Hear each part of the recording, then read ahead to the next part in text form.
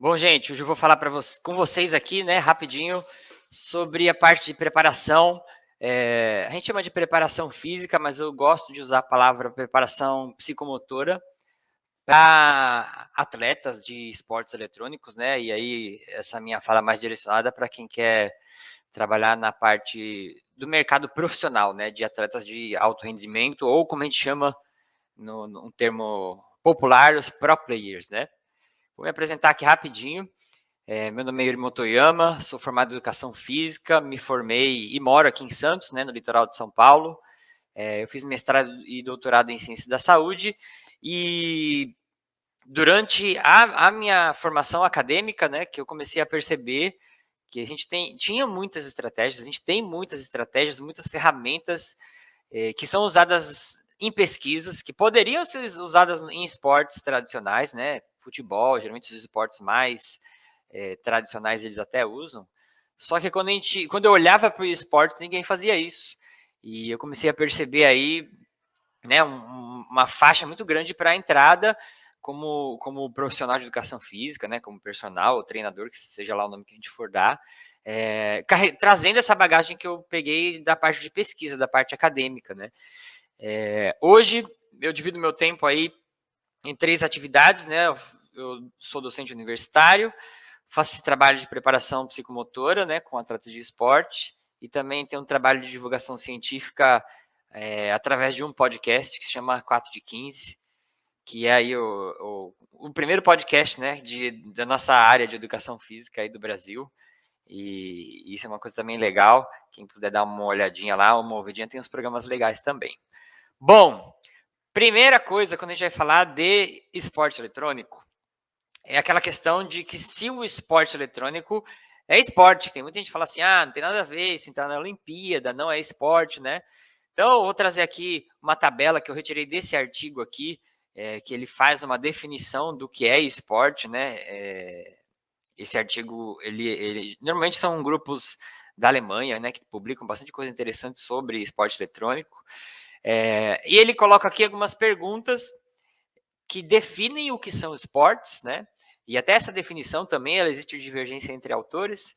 Mas se você for olhar, né, quase em todas os quesitos o esporte também se classificaria. Então, se você pensar assim, um esporte, para ser um esporte, ele tem que ter um componente lúdico, né, de brincadeira, de diversão, né, fora do ambiente competitivo. O esporte eletrônico, sim, porque os jogos, antes de se tornarem competitivos, eram, né, componentes de brincadeira, né, um passatempo, né, uma coisa relacionada a lazer, né. O esporte ele tem que ser organizado e definido por regras. O esporte tem regras bem específicas. O esporte ele tem que ter um caráter competitivo, né? Algum tipo de disputa que tenham pessoas ou um vencedor, né? E perdedores. O esporte tem. Ele tem que envolver a habilidade do jogador, não somente a sorte. E o esporte tem, né? Porque você fala assim, mas que habilidade tem? Pega lá, vai jogar pega o teu sobrinho, alguém mais novo, vai jogar Street Fighter com ele, né? Você vê que ele consegue fazer movimentos ali, ele tem uma coordenação motora fina, que ele consegue fazer coisas que você não consegue fazer, nem se ele jogar, provavelmente com a habilidade que ele tem, se ele jogar com o pé, ele ganha de uma pessoa que não tem toda essa habilidade. Aqui tem um ponto polêmico, que é incluir habilidade física, né? E aí eu falo, se você que é profissional de educação física acha que um esporte eletrônico não tem inclusão de habilidades físicas, então você nem termina de assistir essa apresentação, né? Porque a gente vai trabalhar em cima das habilidades físicas e das competências físicas de um atleta de esportes, né? O artigo ele coloca como discutível, mas eu e Yuri colocam também como sim, né? Incluir habilidades físicas abrange você usar estrategicamente movimentos do seu corpo, né? A gente vai falar um pouquinho mais sobre isso também. Tem um grande número de seguidores e ele não pode ser uma moda passageira, né? Como um esporte, né? Alguma coisa que surgiu e depois sumiu, vamos dizer assim. E a gente não pode falar isso do esporte, né? O esporte tem nossos seguidores, assim, o Brasil está estourando no número de pessoas que são entusiastas nessa área. E isso tem cada vez crescido mais. Eu acho muito difícil o esporte regredir, né? E alcançar estabilidade institucional. onde as instituições sociais possuem regras, regulamentos, né, e estabilizando-se como uma prática social. Isso ainda é discutível porque as instituições no esporte eletrônico, não existe, por exemplo, um Comitê Olímpico Internacional do Esporte, na Federação Brasileira de Esportes. O que existe são federações nacionais e internacionais de jogos específicos, né? Eu acho que a gente está um passo, não sei se algum dia vai acontecer, ou até se deveria, né? Mas de institucionalizar e centralizar numa organização internacional e centralizar todos os tipos de jogos. Bom, com relação às habilidades físicas no esporte, quero que você pense no seguinte. Imagina comigo qual que é a diferença entre um jogador de futebol chutar uma bola, né, e um jogador de esportes apertar um botão, né? O que a gente está falando do quê? E eu queria mostrar esse ponto de vista para você, que se está assistindo essa palestra, gosta de jogo, né? Eu acho que isso é importante, gosta de jogo eletrônico e pode ter ver até um mercado aí onde você possa trabalhar. Pensa comigo, quando o cara vai chutar a bola, ele não é um corpo animado por uma magia voodoo que está mexendo a perna, né? É um sistema nervoso central que está organizando várias informações, e essas informações abrangem comunicações entre o córtex motor, né, hipotálamo, porque vai resgatar a memória, vai resgatar um movimento específico, vai avaliar as condições de jogo, e aí, depois de um esforço, vamos dizer assim, mental, cognitivo muito alto, ele vai mandar uma informação motora pela sua coluna, que vai movimentar o seu corpo no padrão de movimento e você vai chutar uma bola. Então, se você for olhar, o movimento em si, ele é o finalzinho só de tudo que está acontecendo para acontecer, né, para a gente chegar no movimento. Agora pega um atleta de esporte, que ele está lá com o mouse e ele fez isso aqui, ó. Ele foi para o lado e clicou um botãozinho para, sei lá, jogar uma bomba e eliminar 3 adversários, né? Antes daquilo acontecer, né? Antes dele chegar lá e clicar no mouse, tudo isso que eu falei que aconteceu com o jogador de futebol aconteceu com o atleta de esportes. Ele teve que ir lá, né? Agora num ambiente virtual, né? Ele teve que entender o que estava acontecendo naquele ambiente virtual, posicionamento dos adversários, a física do jogo, ele tem que processar aquilo tudo. E aí ele tem que ir lá no repertório motor, né, ver qual tipo de sensibilidade de movimento, agora eu estou falando de uma coordenação motora fina, né, que ele precisa para ele poder mexer lá com o mouse num movimento bem preciso e conseguir interagir, né, com o avatar dele no jogo e realizar uma jogada lá. Então, se você for parar para ver, nesse ponto de vista, só o output, né, a saída que é diferente, né, a saída da descarga nervosa para chutar uma bola vai envolver músculos grandes e a saída para um atleta de esportes vai envolver músculos pequenos. Mas o que está acontecendo dali para dentro, né, a fisiologia do padrão de motor, ela é bem complexa, né, e tem uma exigência muito grande, né? Então eu estou falando da gente começar a olhar a interação entre sistema nervoso e movimento, né? Não só a gente treinar os atletas para ele ficar forte, inclusive força. Força é resultado de um padrão de adaptação neural, né? Por isso que a gente melhora a força no começo, quando a gente entra numa academia de musculação, a gente melhora a força em um mês, né? E se não tem nenhuma adaptação fisiológica, da maior parte das vezes, né? O que a gente chama de adaptação neural. E outro ponto que eu pego bastante, né? As pessoas falam assim, mas os atletas de esporte, Yuri, eles não fazem nada mirabolante, né? Se você pega lá Cristiano Ronaldo, Ronaldinho Gaúcho, né? Eu estou usando bastante futebol, apesar de eu não ser entusiasta de futebol, eu uso esses exemplos porque são mais simples. Eles conseguem fazer umas coisas com a bola, vê o vídeo dele fazendo embaixadinha, ó, ele tem uma habilidade. Meu, se você pega um atleta de esportes, ele consegue responder a estímulos com um tempo de reação muito curto, né? Eu coloco aí tempo de reação em torno de 100 a 250 milissegundos. Sabe o que significa isso?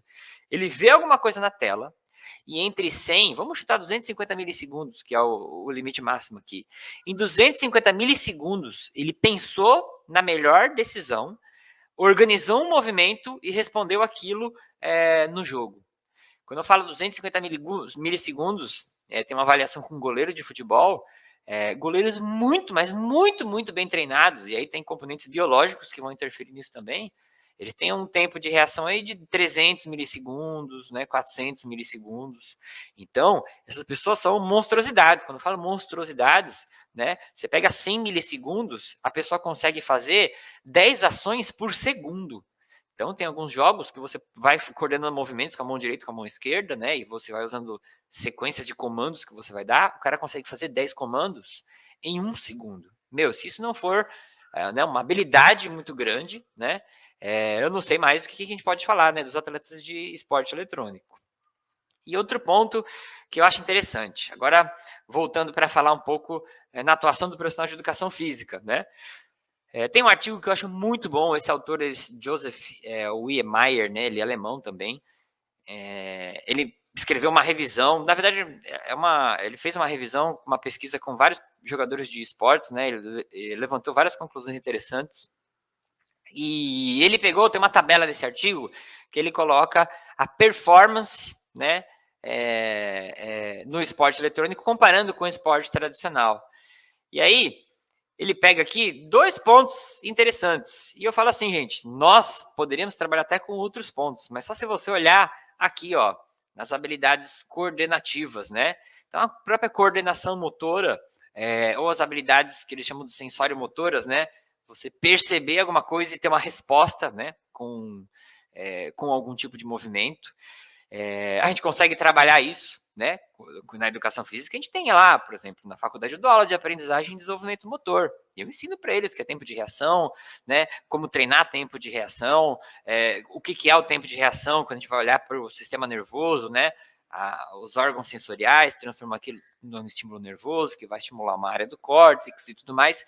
Isso tudo, quando a gente entende, a gente consegue até segmentar tipos de tempo de reação e treinar coisas, né, tempos de reação diferentes, fazer uma avaliação, por exemplo, no atleta e saber que a deficiência dele está na fase de recepção, né, do tempo de reação, e você treinar só aquilo, né. E também a parte de condicionamento geral, que a gente coloca lá força, endurance, velocidade, flexibilidade, né. E aí eu vou falar, apesar que eu vou colocar um pouquinho mais para frente, são aspectos bastante interessantes também que um atleta de esporte eletrônico precisa ter. Aqui tem uma tabela que ela coloca. Aqui tem 5 jogos, né?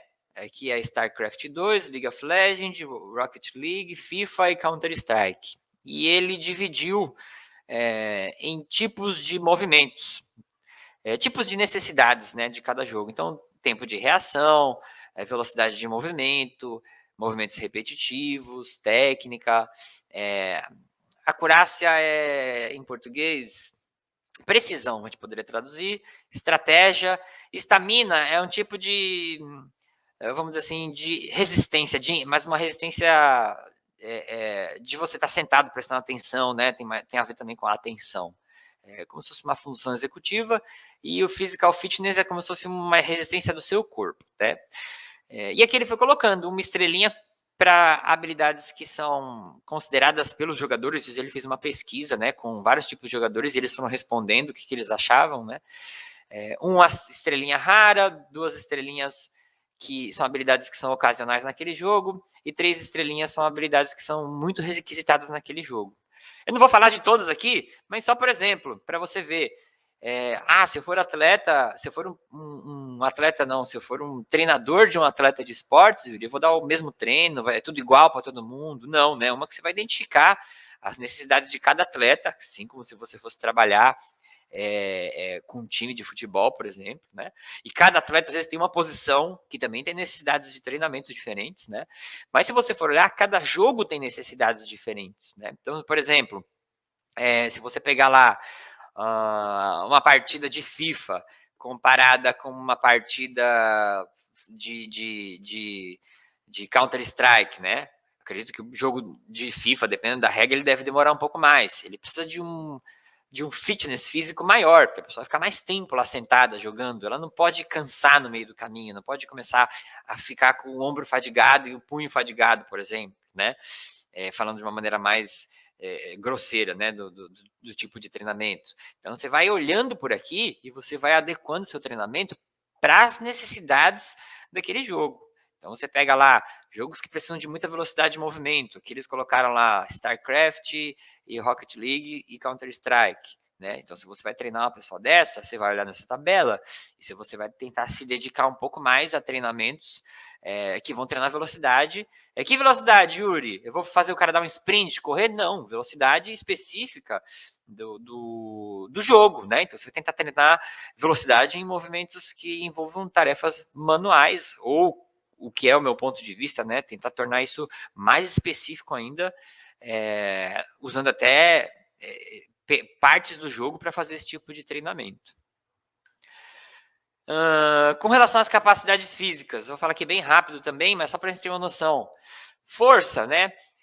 A gente usa muito a força como indicador de saúde, qualidade de vida, né? Então, atletas normalmente que são mais fortes, eles tendem a ter menos lesão, então a força entra num caráter bem preventivo também. Então, se você pega um atleta que tem bastante força em membros superiores, é mais difícil ele ter uma lesão, por exemplo, por movimentos repetitivos, né? Quando a gente fala de resistência, é aquilo que eu falei no slide anterior. O atleta, ele não pode sentir o corpo dele durante uma partida. Que a partir do momento que ele está jogando e as costas dele começam a incomodar, porque tem uma fadiga lá no paravertebral, por exemplo, né? E ele começa a ter que se ajeitar tudo torto na cadeira, já vai atrapalhar a performance dele, gente. Porque a gente está falando de uma atividade que tem uma exigência mental muito grande. Vai jogar xadrez com alguém sentado numa posição desconfortável. É muito difícil você ganhar, né? Por melhor que você seja, né? Você prestando atenção naquela dor, naquele desconforto. Então, quando eu falo de resistência, além de treinar a musculatura específica no movimento dos jogos, musculatura de antebraço, braço, membro superior, né, de uma forma geral, para que assim o músculo não fadigue e não comprometa o desempenho motor, que a gente sabe que o músculo fadigado, ele vai aumentar muito o tempo de reação, a gente sabe que o tempo de reação é uma variável muito importante, né, num jogo. Velocidade, e aí velocidade, igual eu estava dando também no exemplo anterior, né? Você tentar responder rápido com movimentos, né? Sua musculatura, ela ter capacidade de responder de maneira rápida, eficiente, com precisão. E eu coloco aqui flexibilidade, né? E que flexibilidade não é um componente tão importante no jogo, mas junto com força é um componente muito importante para prevenção de novo. Então, se você pega, né, por eles ficarem muito tempo na mesma posição jogando, você começa a ver alguns tipos de tensão muscular, né? Alguns encurtamentos musculares, e aí você tem que tentar observar isso, também tentar, junto com o fisioterapeuta, que o trabalho do fisioterapeuta em paralelo também é importante, você tentando localizar isso e trabalhar com amplitude de movimento específicas, né? Para buscar uma flexibilidade maior neste teu cliente. Eu coloquei aqui 2 pontos relacionados às habilidades coordenativas, mas tem bastante coisa que a gente poderia explorar dentro desse tema. Mas agora eu vou aprofundar um pouco mais o treinamento. Então tá bom, o cara vai lá e faz uma musculação igual todo mundo, né? E tá bom para uma preparação para um atleta de esportes. Eu sempre falo assim, que é uma coisa que eu aprendi na minha formação acadêmica. Você sempre tem que saber o porquê que você está fazendo aquilo, sabe? Então, por que esse atleta de esporte está fazendo musculação? Né? Por quê? Então, hoje em dia a gente sabe que já tem algumas evidências que exercícios voltados para atividades, né, de alta intensidade, elas têm respostas e elas beneficiam o sistema cognitivo. Então, tem alguns artigos até, coloquei aqui, mas eu vou explicar aqui primeiro. A gente sabe hoje em dia que o treinamento aeróbio ele a longo prazo, né, ele dá um boost no sistema cognitivo. Então, você pega um atleta de esportes que já treina há 10 anos, já está acostumado, aquele incorporado na prática da vida dele, e um atleta que é sedentário, com certeza o atleta que já treina, ele biologicamente ele vai ser superior, ele vai responder melhor ao treinamento, vai responder melhor a várias outras variáveis do treinamento, né? E isso vai ser benéfico. E o treinamento de alta intensidade, ele tem uma coisa que é a cerejinha do bolo, eu acho que para a educação física, não só no esportes, que é a produção de lactato, né? Hoje em dia a gente sabe que manter uma lactatemia alta, né? Bem rápido aqui, lactato é a molécula que a gente produz quando a gente solicita muito o metabolismo anaeróbio, né? Anaeróbio lático, né? Esse lactato, quando ele vai para o sangue, já tem muitos artigos aqui, né? Até esse artigo que eu queria mostrar para vocês, ele saiu na Nature, mostrando lactato, os efeitos do lactato até na produção de novas células nervosas, como sinalizador no sistema nervoso central, como um facilitador de processos de memorização. Então, eu estou falando de um lactato que foi produzido pelo músculo, que vai para o sangue e vai ser captado pelo sistema nervoso central. E quem consegue induzir altos níveis de lactato? Aí não vai ser o fisioterapeuta, não vai ser o nutricionista, a não ser que ele dê um suplemento de lactato. Mas a gente está lá com a cara na sala da musculação, né? Você pode dar um treino de alta intensidade. Então, você tem que saber, né? Por que você está fazendo isso? Um treinamento para um atleta de esportes, ao meu ver, pelo que eu estudo, ele tem que ter bastante doses de alta intensidade, né? É lógico que, né, você não vai pegar uma pessoa sedentária e fazer ele, né, treinar HIIT, por exemplo. E aqui tem um artigo também muito interessante que eles pegaram 2 grupos de jogadores de League of Legends. Um grupo, vou falar também bem rápido aqui, ele fez, acho que, se não me engano, 2 ou 3 séries de HIIT. Então ele fez umas 3 séries, 1 minuto de um treinamento bem forte, de uma intensidade bem forte no ciclo ergômetro, e acho que 4 minutos de descanso, né? E ele fez esses 15 minutos de preparação, 1 minuto forte, 4 de descanso, 3 séries. E aí pegaram esse grupo e puseram para jogar contra o grupo que não fez nada. E o grupo que fez o exercício de alta intensidade antes da partida, tem alguns scores lá no League of Legends, né? Mas ele teve pontuações melhores em várias categorias no jogo. Então, o exercício foi uma variável que beneficiou, né? Então, a gente pode pensar em várias formas de introduzir o exercício, às vezes até como uma estratégia pré-competição. Será que antes de uma competição eu pôr o pessoal para fazer um exercício de alta intensidade, né? Não dou um boost naquela galera lá, né? Não consigo facilitar, né? E aí volta na parte da lactatemia, né? Será que a produção de lactato desses exercícios de alta intensidade não ativou o sistema nervoso central deles de uma maneira maior? E não adianta a gente fazer as coisas sem monitorar, né? Igual o Júnior mostrou na palestra anterior lá, que é muito legal, né? A gente tem que monitorar, e eu coloco aqui como variáveis importantes, monitorar sono, né? Atleta de esporte dorme muito mal, está acostumado a jogar de madrugada, né? Esse é um dos maiores trabalhos que a gente tem, é tentar regular sono, e a gente, na educação física, a gente consegue ajudar eles com isso. Monitorar estresse, a gente tem aplicativo do celular que consegue monitorar estresse, né? O Léo até deu um exemplo de controlar a frequência cardíaca, mas tem um aplicativo que ele monitora a variabilidade da frequência cardíaca, que é uma medida muito interessante de controle de estresse, né? Nos meus atletas eu uso aqui tudo que eu estou falando para vocês, e ao longo do tempo você consegue ver até quando ele está bem, quando ele está mal, você consegue até prever quando ele vai meio que dar uma amarelada, né? Está entrando numa fase que está tendo um declínio no desempenho, ou quando ele está indo para uma fase de pico de performance, né? Nível de atividade física, isso é uma coisa que tem que investir muito também, que faz muita diferença no final das contas. Quanto que eles andaram por dia, quanto que eles se movimentaram. Não estou falando de exercício, estou falando de atividade física geral. E o próprio tempo de reação, que a gente pode desmembrar em vários tipos de testes, né? Aplicativos, né? E coisas específicas para avaliar essa variável, que eu acredito que é uma das mais importantes em um jogador de esporte eletrônico. E para quem ainda está com um pouco de dúvida, né, tem um relatório que sai todo ano, é um relatório mundial, ele é produzido por uma empresa que chama, acho que é Newzoo, e ele avalia o mercado de esportes no mundo, né? Na pandemia, o mercado de esportes cresceu 14%, enquanto futebol, eu consegui pegar esse dado do futebol europeu, mas acredito que no mundo inteiro deve ter acontecido parecido. Teve uma queda de 10%, porque as pessoas ficaram trancadas em casa, né? E acho que a população que acompanha esportes, né, mais entusiasta nessa área, viu uma oportunidade de começar a seguir mais pessoas, assistir mais lives e tudo mais. Teve um crescimento do ano passado para esse ano de 189%. Então, a gente tem aqui no Brasil 1,1 bilhão de horas de brasileiros assistindo eventos divulgados em streaming. Então, a gente tem muita gente interessada nessa área, muita gente. E nós somos o terceiro país no mundo em número de entusiastas, né? A gente só perde para a China, que está em primeiro lugar, e Estados Unidos. Então, o Brasil, no mercado de esportes, é um mercado ainda que eu acredito que vai crescer muito, né? Já é grande, mas eu acredito que ainda vai crescer muito. E na educação física, né? A gente tem um espaço para ganhar, né? Eu sempre, se você está assistindo a gente aqui, né? Está assistindo aqui a minha palestra, Se pergunta aí, pô, dos times que eu acompanho, qual desses times tem um profissional de educação física cuidando dessas coisas?